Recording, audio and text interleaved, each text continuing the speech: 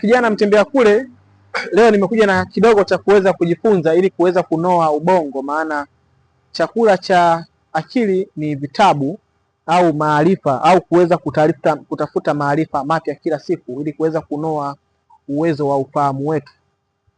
Na napenda nikijifunza pia niweze kufundisha vijana wenzangu au kuweza kuelezeana na vijana wenzangu kwamba nini cha muhimu kufanyika na nini ambacho hakifai kufanyika. Nimesoma vitabu, baadhi ya vitabu vimeweza kuelezea mambo kadhaa. Kitabu cha kwanza nimesoma The Richest Man in the Babylon, tajiri wa Babeli, lakini pia nimesoma kitabu cha Mwarobaini wa Maisha cha Ramadhani Mahada. Mambo ambayo nimeweza kujifunza ni mengi, lakini leo naongelea mambo mawili tu, ambapo ni nidhamu ya fedha, lakini pia na nidhamu ya muda. Nidhamu ya fedha ni nini? Nidhamu ya fedha ni namna gani unaweza kutumia fedha yako vizuri na ikakuletea manufaa. Kitu cha kuzingatia kwenye nidhamu ya fedha ambacho nimejifunza ni mtu kuweza kujilipa mwenyewe. Na maanisha nini? Na maanisha kila fedha unayoweza kuipata kama kipato chako inabidi ujilipe, aidha kwa kulipa 20% ya kipato chako, aidha kwa kulipa 10% ya kipato chako. Hivi vyote tutaweza kujifunza kwenye kitabu cha Mwarobaini wa Maisha cha Ramadhani Mahada.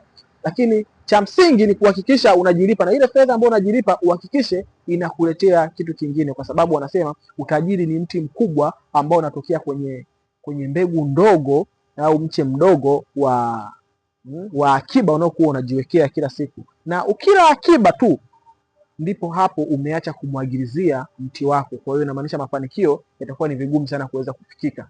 Kitu cha pili ni nidhamu ya muda. Kitu ambacho tunapaswa kujua vijana ni kwamba kila mmoja wetu anakimbia mbio zake na kila mmoja wetu anaishi kwenye muda wake.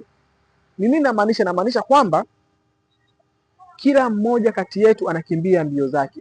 Unaweza ukaona kwamba umemaliza chuo kikuu ukiwa na miaka 22, lakini kuna mwingine amemaliza akiwa na miaka 25, kuna mwingine amemaliza akiwa na miaka 26, lakini aliyemaliza akiwa na miaka 22 akasubiria miaka 5 kupata ajira, lakini mtu mwingine aliyemaliza na miaka 25 akapata pale pale ajira na akafariki akiwa na miaka 50, lakini aliyepata ajira akiwa na miaka 50 akaishi miaka 90. Yes, angalia the difference. Lakini pia nimejifunza pia kitu kingine kwamba Obama alikimbia mbio zake za urais mpaka miaka 55, lakini Trump ameanza akiwa na miaka 70. Kitu cha kujifunza ni nini? Usionee wivu mafanikio ya mwenzako, maana wote tuna muda sawa, wote tuna masaa sawa, masaa 24.